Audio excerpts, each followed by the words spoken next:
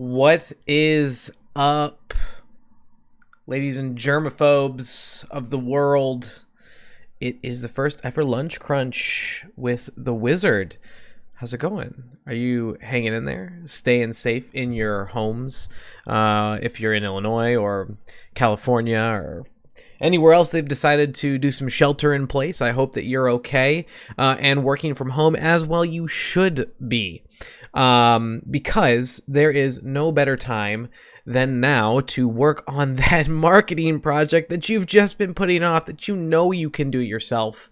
You just haven't had the time. Well, guess what? You got the time now, and now you're not worrying about, is the printer full of paper? Do we have enough staples? Or whatever other office conundrum that might be happening. Now you're there. You're in your pajamas. I'm currently sporting some Mickey Mouse t-shirt wear, going casual mode for the most part.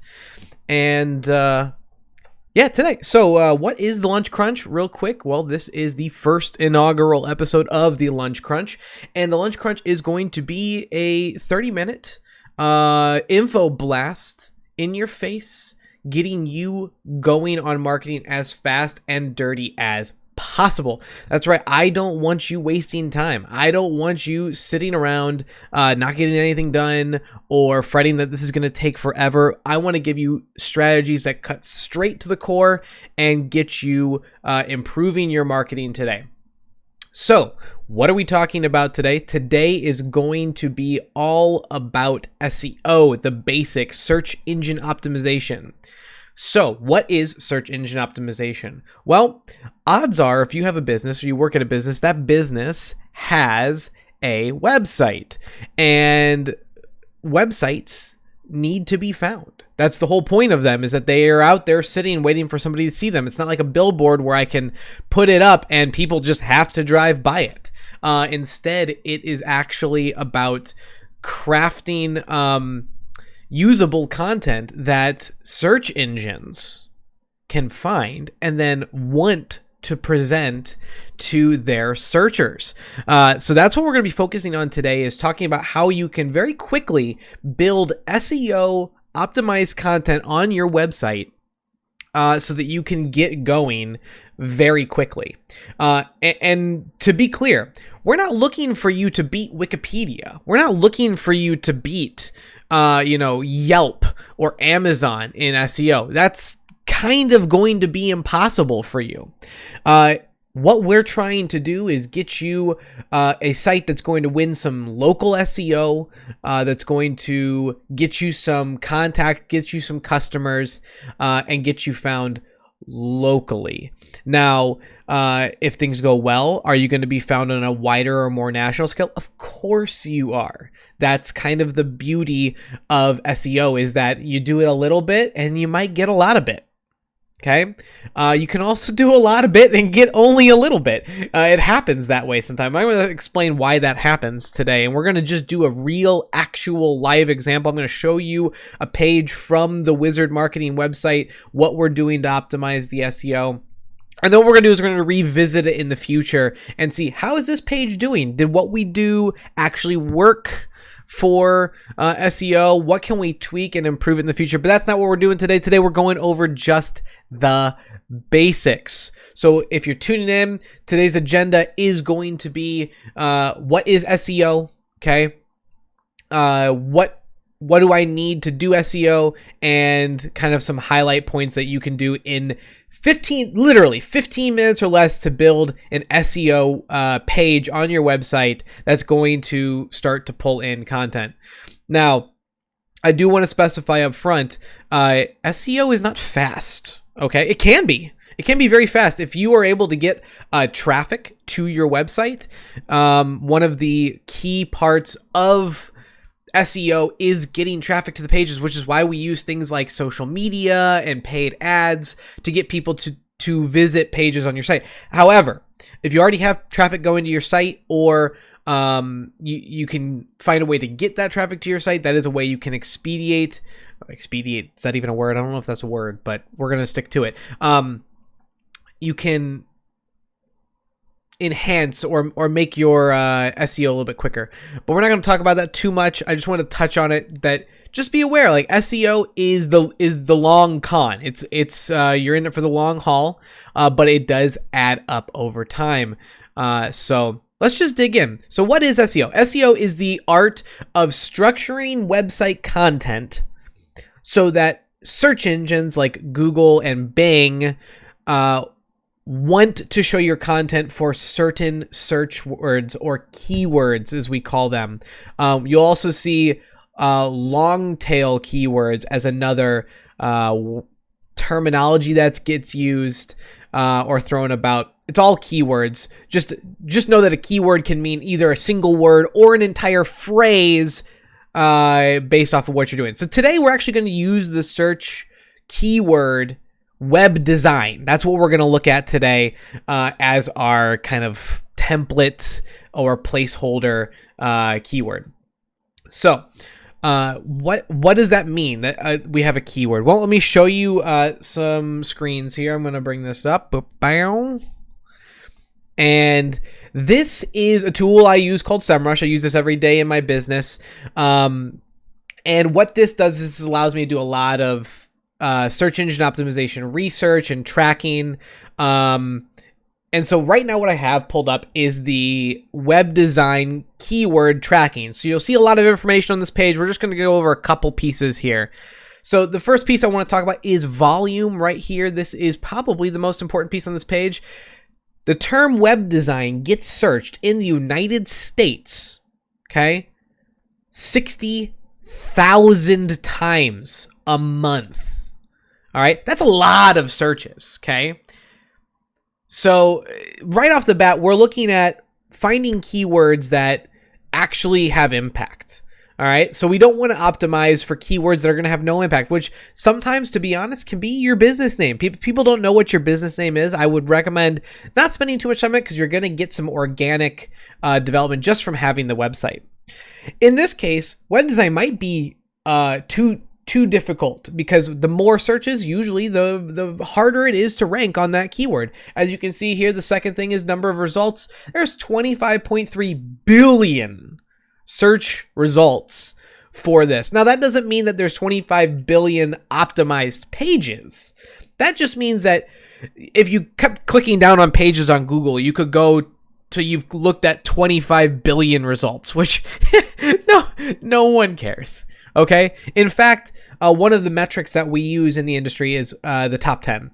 If you're not on the first page, the results are going to be very low, but it can still, depending on what keyword it is and how aggressive people are looking for specific information, you can still find, results, but we usually shoot for top 10. So as you can see, this is a well-searched keyword.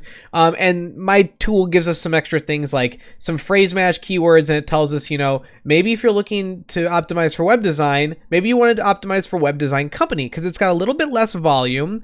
And people who are looking for that know exactly what they're looking for. They're looking for a company that's going to be doing web design. So part of the process is picking your keywords, but let's move past this and get into the actual structure of the page. So let's say you've picked your keyword. In this case, we've picked web design as our keyword. There are several things that we need to implement within our web page. So I'm going to go to my website here. This is my backend editor for my page, and you'll see I've created a web page called web design. Now, if you are on WordPress, there are several amazing tools that you can use to optimize or help you with your SEO. One of them is called Yoast. This is probably the most popular tool to most people out there. They know it. It is free. The free version does a pretty good job. I do think that if you're looking to utilize SEO as an aggressive marketing strategy, that you get the premium. It does add some redirect tools, just some extra tools under the hood that if you're really trying to make a go at this through SEO, that this is going to help you push past. Now, this is not what the marketing or the wizard marketing uses. we actually are using a newer tool called Rank Math. Okay, this is also free. They do say that they're going to come out with a paid version at some point, but currently their entire product is free. And I personally think that their optimization is a little more updated than Yoast. Yoast has been around so long that it's a little dated, what they're trying to make you do. And Rank Math takes into some account some other phrases and keywords and things that I like more. Namely, a thing called schema, which we're not going to talk too much about here, but basically what schemas are, if you ever search something on Google and you see the result that you want on Google, it says, a little drop down and you click it, or it's got a picture or something. That's a schema markup. And Rank Math helps you do that, which is the next step beyond basic SEO. So we need to do a couple things, and these tools help walk you through this, but I've gone ahead and prepared a little bit of a list for us to look at for what we need to optimize. So I broke into two categories, the basics and the tough ones. So inside the basics, we have heading tags, meta description, URL stuffing, keyword stuffing, alt image attributes, internal links, and content length. Now, this may sound like a laundry list. I promise you can get through this list in 15 minutes or less. Maybe not the last one, maybe not content length. You'll actually need to spend some time to develop some content, but the rest of this stuff is super fast. I'm going to show you that right now. The last group, the tough ones, let's save that for later. We'll talk about that towards the end of our time in the lunch crunch. Okay, so let's take a look back at this on the website. So here we are on the website, and going through the things we need to take care of. The first one is our heading tags. Well, here you go. Web design. Now, most web pages, the title will also be your heading tag. Okay, your H1 tag. You might hear that term H1. On websites, we use a thing called header tags, and there's a hierarchy to them. You use one H1, you use a couple H2s, you use H3s underneath H2s when you have a title underneath that. That's all for web structure. Basically, what you need to know is the title of your web page is usually your H1, and that's what we have here, web design. Okay, that's what the name of our page is going to be. Now, we could actually optimize this a little further for multiple keywords by changing this to web design company, but we're going to leave it as is now. And I'm going to show you Rank Math down below what it's doing for us. The second thing we need to do is the meta description. So I'm going to scroll down here to the bottom here, and you'll see that this is a preview of how this is going to show up on Google or Bing. All right. And we've got our three elements here. Here's our heading tag here, the web design dash the wizard marketing. I've got that preset up. The meta description is this block right here, and I can actually use Rank Math to edit this, and it's going to walk me through structuring a really good meta description. And the key here with the meta description is just make sure that you include whatever search term you want to show up for in your meta description. So you can see here, the wizard marketing believes that your web design should be more than a billboard. It is the heart and soul of your company's digital presence. Okay, that's our meta description. People are going to look at that and go, oh, okay, these guys are talking about web design and how important it is. Okay, so that's our second one.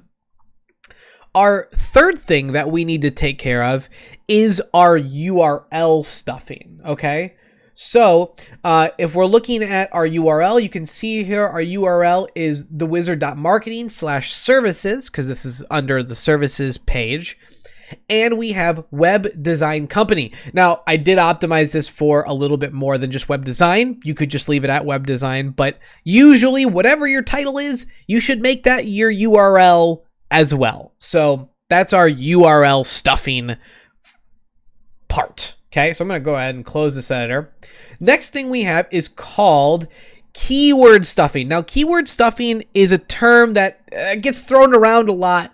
All that it means is that you want to put your keyword on your page a few times. So if we go back to our web page here, you'll see we've got a couple spots on here where we put it in. Oops, sorry. We've got in this heading here and this heading here. We've got it in the body copy down here. So there's lots of places that we're poking it in throughout our description. Now, Rank Math helps you do this. Again, don't get paid by Rank Math. They don't pay me anything. I just love their tool. It's going to show me, here's my keyword density is 1.40, and it appears in my body copy 4 times. So that's a great little extra resource to make sure that you're doing your keyword stuffing correctly. And again, this is Rank Math down here. This is just going to help me to produce content that is as SEO optimized as I get. Now, you'll notice a couple of these I have X's on. There's some reasoning behind that, a little bit higher technical reasoning that we're not going to go into today, but suffice to say, this is a cornerstone page. It's pillar content, and it's a little bit different structure than what Rank Math is trying to do. So bear that in mind as we're going through this. You're going to see this. You're like, well, you didn't optimize that very well. Well, it's okay. It's okay. All right. So the next thing we need to look at is alt image attributes. Now, this is a really interesting thing that people can argue about this all day long. We're going to look at it real quick. What alt image attributes is when you hover over an image on most websites, it will show you a description of that image. All right. Google looks at that. Now, granted, it's been getting less and less over time. On my system, the way I do this is I go in and I click my image. And then on the right-hand side, you'll see I have alt text as a box, and I can preset my alt text over here on the right. So I've gone ahead and done that already, which that is something that Google can track and crawl and just adds to your keyword density. Next thing is internal links. Again, these things are very quick, very easy. You're seeing I'm doing these as we're talking right now. You know, we haven't even been on this. We haven't been talking 20 minutes yet, and we're already most of the way through our basics for SEO. All right. So internal links. You want to link your page to other pages on your website. Now, why do you want to do that? Okay. Well, Google doesn't know what web design is. Google's algorithm doesn't understand at a core level what web design actually is. Instead, what Google does understand is neural networks, or how things connect to one another. All right. So it looks at things like visits and page bounce time and things like that to understand what content is relevant based off of what it's called. So if I created a page called Pink Chinchillas and I only put green chinchillas on it, all right, and people go to that site and they say, this isn't pink chinchillas, this is green chinchillas, and they leave, Google's going to know that that's not pink chinchillas. So then when I link to another page that says purple chinchillas, Google goes, not sure if you know what you're doing. I'm not going to trust you too much. Okay. However, if you create a page that says, say, web design, and people go to it after clicking on it in the Google search, and they stay there, or they click onto other pages throughout your website from that first search, Google's going to say, oh, wow, okay, this was a good idea. I'm glad I showed this to them. They really liked that content. They stayed on that website for a while. This must be really useful content, and it's feeding them to more useful content. So that's why we want to do internal linking on the website. So the way that we do this is in WordPress. It's very simple. All we do is we go in to edit our text, and you'll see right here, I have a link put in. I'm going to click on this link, and you'll see that this is going to another page on my website. This is linking to my marketing strategy consultant page. All right. So right there, I've created an internal link that helps Google understand the content a bit better, and it gives me more opportunities to connect with Google for SEO optimization. All right. Sorry, I had a little burp. I'm going to take a little sip of coffee here, take a little break. We've been going pretty hard for 20 minutes, so it's like, slow down a little bit, right? All right. That was a good sip of coffee. Next thing we got to look at, of course, is our content length. Now, on the page that I'm building right now, We're not going to talk too much about content length for my page because this is pillar content. I'm actually trying to do something a little bit different than engagement with this. I'm actually trying to steer people towards an action. So the structure of this particular page is a little different. But in general, what we're shooting for in content length is somewhere at least above 500 words. Now, Rank Math likes you to be at 600 words, which I think is a little aggressive, but also Rank Math is trying to be at the forefront of a tool for SEO optimization. And so they're pushing people forward, which was saying if everyone's doing 500 words, we should be doing 600 words. So bear that in mind. Usually I would say when we create content, we're looking at 450 to 500 words at a minimum. Okay. Usually you'll find out that once you start writing, 500 words is actually a really low barrier. Most people, and if you're not a good writer, let me give you this tip. If you're not a good writer, okay, one of the things I would say to do is record yourself rambling about something for a little bit, okay? You will be amazed at how quickly you can ramble about something and create usable content.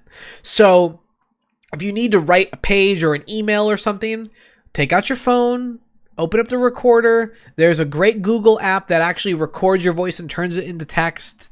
I think it's literally called Audio Recorder. Okay. And just ramble and create the content. And then what you can do is once you get it in the program, you can be like, oh, that sentence is weird. And you cut that out. Okay. And you maybe restructure little things and boom, you've got all this content. And so you can do this really, really, really fast. So what have we covered? We covered the basics for SEO, the heading tags, the meta description, the URL stuffing, the keyword stuffing, the alt image attributes, internal links, and content length. That's enough to get you going. Now, there are a few extra things you can do. The tough guys, all right? The tough ones. Okay, the first one is external links, okay? Now this is a little bit of a tough one because you don't want to send people away from your website, okay?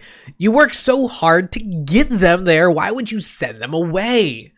But again, remember what we talked about earlier with Google and their algorithms, okay? Their neural network, they're linking stuff together to try and understand. Now, it's not as valuable as someone linking to your website, which we'll get to in backlinks in just a second. But if you link to other content outside of your website that's relevant, Google will say, you're trying to legitimately help people visiting your website. And so I want to show you more. Likewise, backlinking, number 9 on our list, is someone else linking to your website. Okay. Now this, is hard to get. Okay. There are literal teams for agencies and industries that all they do is try to get backlinks for people because they're just that valuable. They're just that valuable, especially when the backlinks come from somebody in your industry. So if you're trying to get backlinks, I would say if you have any vendors that sell you things that you use on a regular basis, see if they'll link to your website. Write a blog, give it to them. Say, hey, we wrote this blog for you. Can you just link to us at the end of it? And you might be surprised. 1 or 2 backlinks from good, reputable sources can go a long way. And going back to external links real quick, there is a feature called blank. Okay.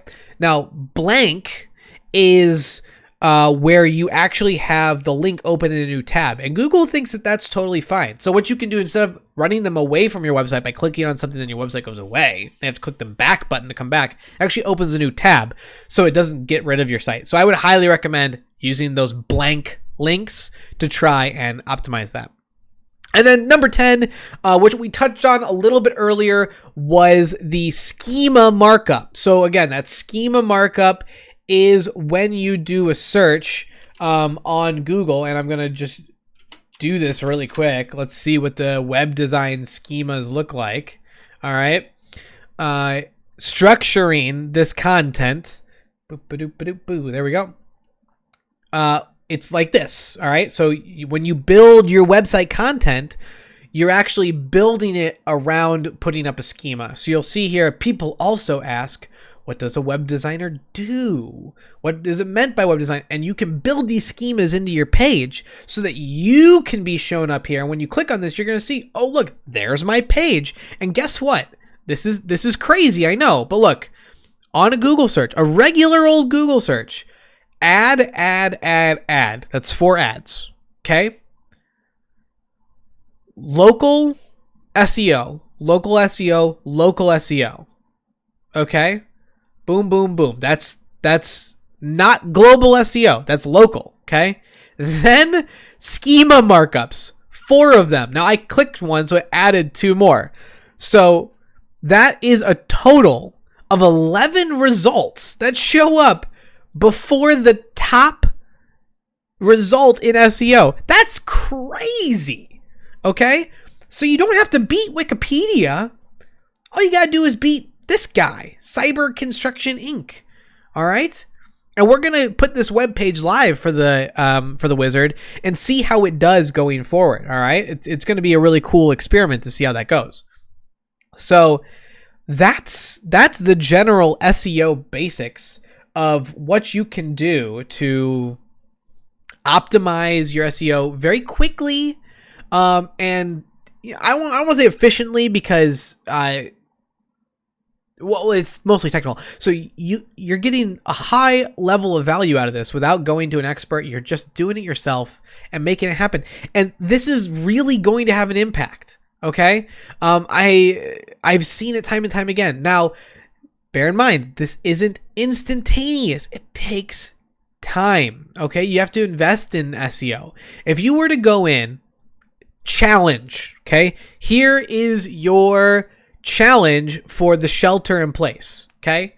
One time a week during the lock-in. That's at least 3 weeks. Okay. I want you to go to your website and create an SEO page. That's 3 new pages in less than a month. Okay? And watch your traffic go up. It might not be astronomical. It might not be quickly. But watch month 1, month 2, month 3, all the way to month 6. Okay? You will get an improvement in Search Console results and traffic. Promises. Okay? It is totally doable. Okay?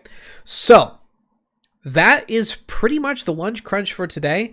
Do we have any questions? I'll stay on and answer any questions from anybody watching the stream. If you have them, this is what I do. I'm just sharing this with you because I'm tired of, marketing being the back burner, which it blows my mind. As we're wrapping up here today, I just want to say, marketing is the first step of your sales funnel. Now, you may have a business that has a lot of organic traffic from referrals, and that's great. If you have a referral engine that keeps your business running, kudos to you. Keep that going. However, people only know so many people, and eventually your referrals might start to run dry. And so at that point, sales is not the option because you have no opportunities. Marketing, especially digital marketing, which its value doesn't deteriorate. It just keeps going. Your website's always up. If you can invest a little bit in it now, it snowballs. Invest a little bit today, invest a little bit next week, 15 minutes a day, marketing. Literally 15 minutes a day. Go post one thing on Facebook or something and write a little bit of text. Even if you write 1 paragraph on your website, that's it. 1 paragraph. All right.